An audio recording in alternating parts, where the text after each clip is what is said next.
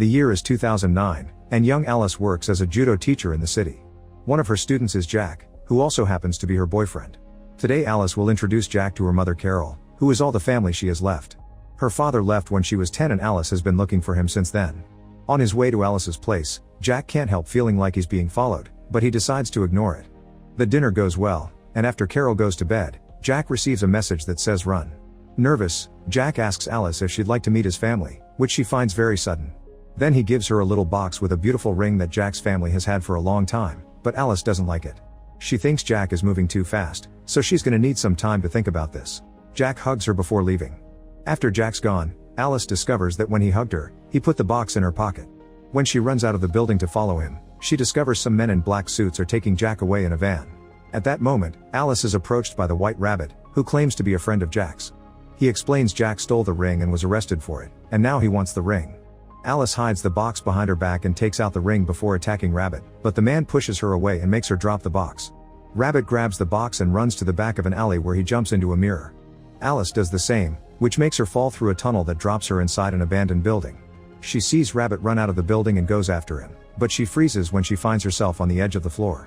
The city she is in seems to be old and abandoned, almost post-apocalyptic. Alice continues to follow Rabbit and sees him enter a different building with the Rabbit logo. The men in black are taking Jack there as well.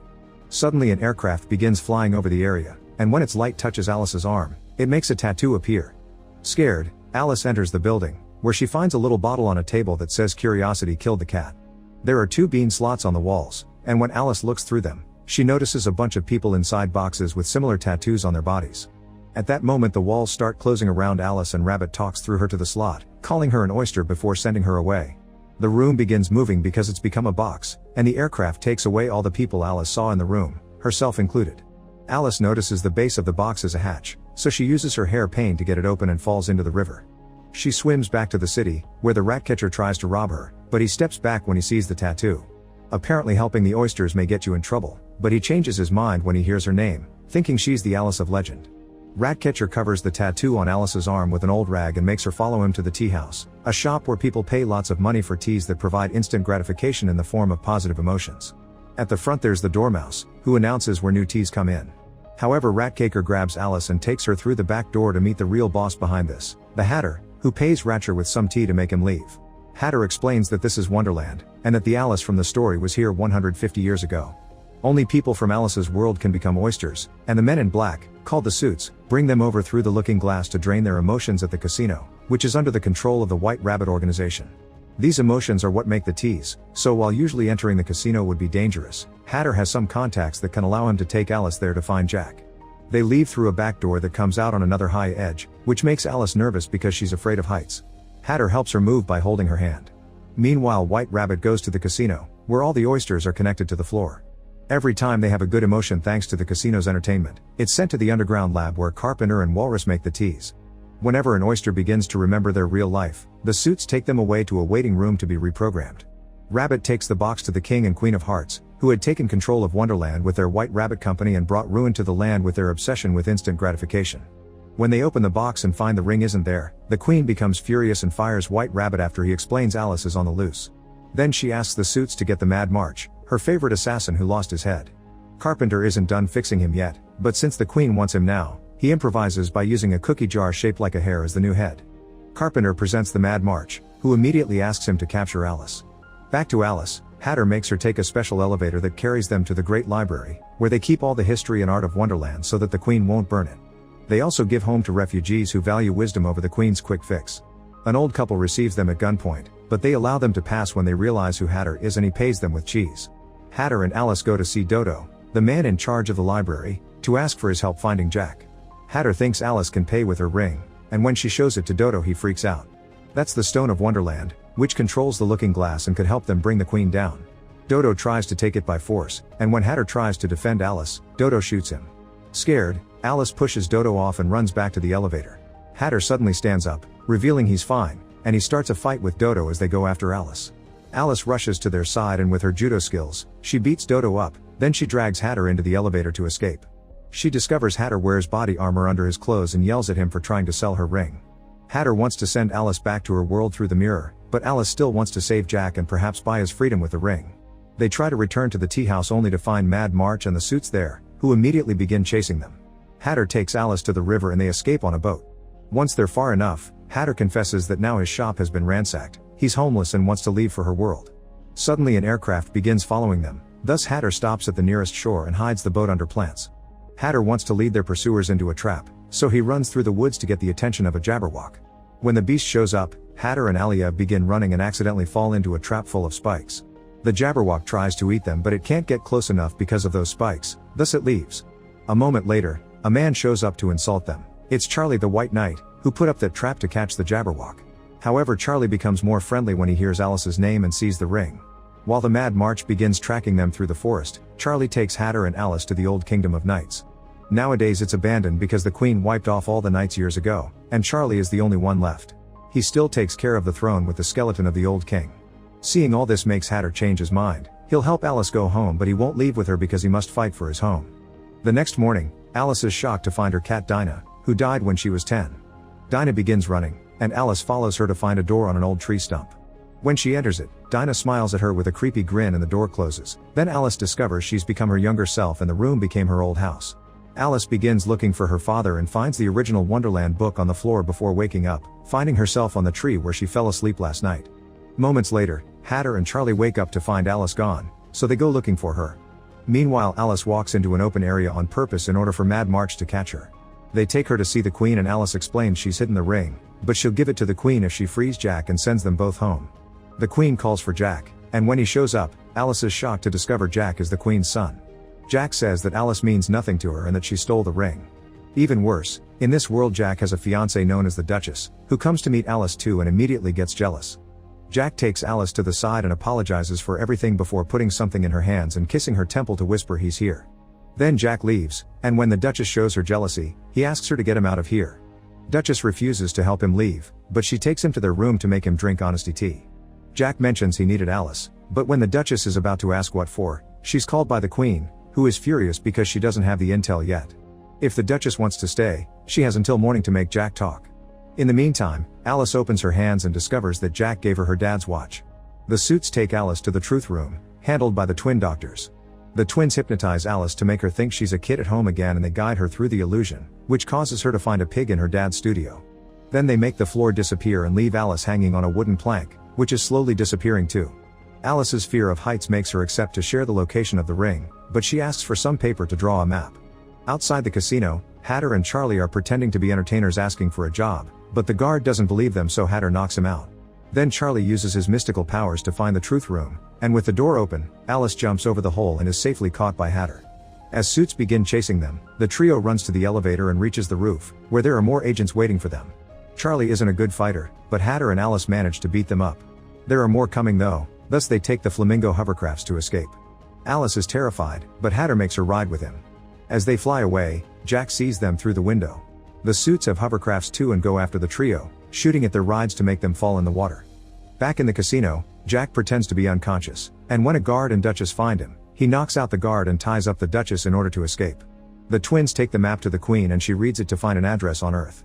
The guards also bring the news of Jack's escape, so the king sends everyone available to find both Alice and Jack. Moments later, Alice and Hatter reach a beach and begin looking for Charlie, who got separated by the current.